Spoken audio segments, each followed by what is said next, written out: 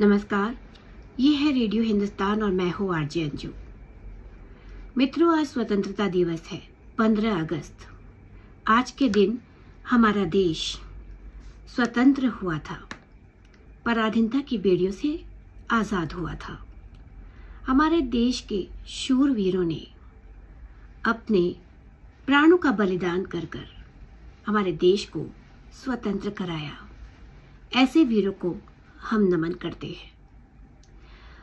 आज मैं आपको एक ऐसी कहानी सुनाने जा रही हूँ जो कि वास्तविक कहानी है, और ये कहानी ये संदेश देती है कि यदि अगर आपका लक्ष्य साफ हो, निर्धारित हो, संकल्पित हो, तो आप जो चाहे वो कर सकते हैं। जैसे हमारे देश के वीरों ने स्वतंत्रता की लड़ाई लड़ते हुए हमारे देश को स्वतंत्र कराया गुलामी की बेड़ियों से। तो ये कहानी है खिलाड़ी और उसके दुर्भाग्य की। शिवानी पवार की कहानी है ये। छिंदवाड़ा मध्य प्रदेश के एक छोटे से गांव के छोटे से किसान परिवार से आती है वो। ये कभी फुटबॉल खेलना चाहती थी, लेकिन रेसलिंग चैंपियन फातिमा बानो को शिवानी में एक रेसलर नजर आया और उन्होंने शिवानी को ट्रेन करना शुरू कर दिया। अब जैसा कि होता है देसी घरों में, लड़की अगर स्पोर्ट्स में जाए तो भाई, चाचा, ताए के लड़के आलू चना करनी शुरू कर देते हैं। शिवानी को भी कोसने लगे, वो उसे रोकने लगे। शिवानी ने इसका एक ही समाधान निकाला, और वो क्या समाधान था? जो भी उसको कुश्ती करने से रोकेगा वो उससे बात करना ही बंद कर देगी। चलो कोई नहीं, बाप भाई की टोका टोकी से जीत भी लो तो पैसे की तंगी से कैसे जीतेंगे? क्योंकि एक रेसलर की डाइट और ट्रेनिंग सस्ती तो नहीं होती है, ये तो हम सभी जानते हैं। अब क्या करें? बड़ा ये एक सोच का विषय हो गया कि इस समस्या से कैसे उबरा जाए। तो अब शिवानी ने लोकल दंगल लड़ने शुरू कर दिए, और उसमें जो भी प्राइज मनी उसे मिलती थी तो शिवानी उससे अपने डाइट और ट्रेनिंग का खर्चा निकालने लगी। इस पैसे के साथ जब मेहनत मिली तो शिवानी नेशनल खेलने लग गई।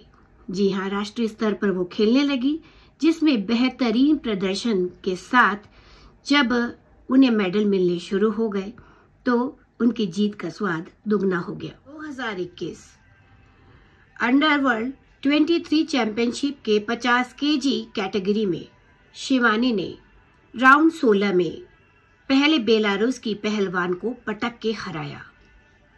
फिर उन्होंने क्वार्टर फाइनल में यूक्रेन की पहलवान को 13-6 से हराया, यानी कि मात दी।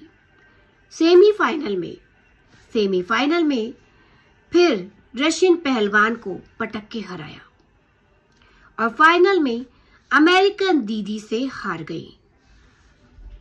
इस तरह शिवानी अंडर 23 वर्ल्ड चैंपियनशिप में सिल्वर लाने वाली पहली महिला खिलाड़ी बनी, और यहीं से पेरिस ओलंपिक 2024 में 50 किलो की श्रेणी में उसकी तैयारी शुरू हो गई। अब आता है सैड पार्ट। एक अन्य पहलवान जो ओलंपिक में साम दाम दंड भेद कर क्वालिफिकेशन चाहती थी, वो 53 किलो श्रेणी में लड़ी और बुरी तरह हार गई। यहाँ नियमों ने कहा कि आप क्वालिफिकेशंस के लिए कोई एक श्रेणी चुन सकते हैं, पर इस सीनियर पहलवान को जाने कैसे 50 केजी में एक मौका मिल गया।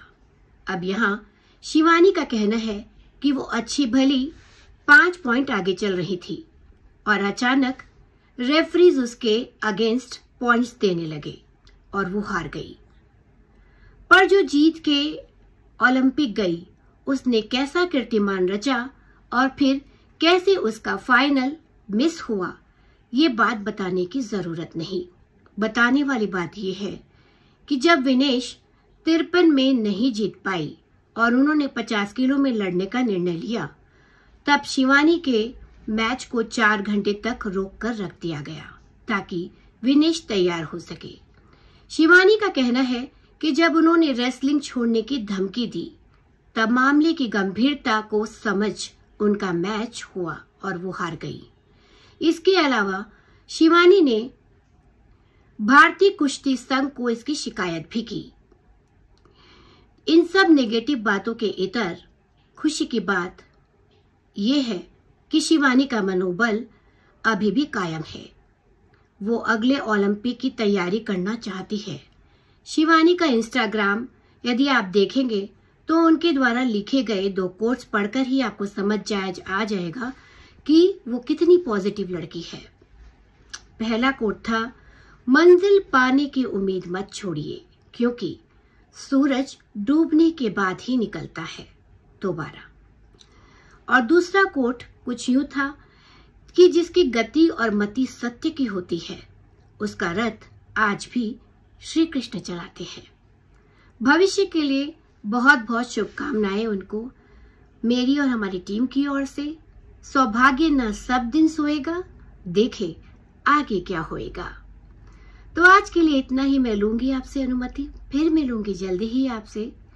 और आज स्वतंत्रता दिवस के अवसर पर मैं अपनी टीम और अपने संचालक की ओर से आप सभी व्यूवर्स को स्वतंत्रता दिवस की अनंत शुभकामनाएं देती हूँ। चलती हूँ, फिर मिलूंगी जल्दी ही। तब तक के लिए अपना बहुत ख्याल रखिए। नमस्कार। रेडियो हिंदुस्तान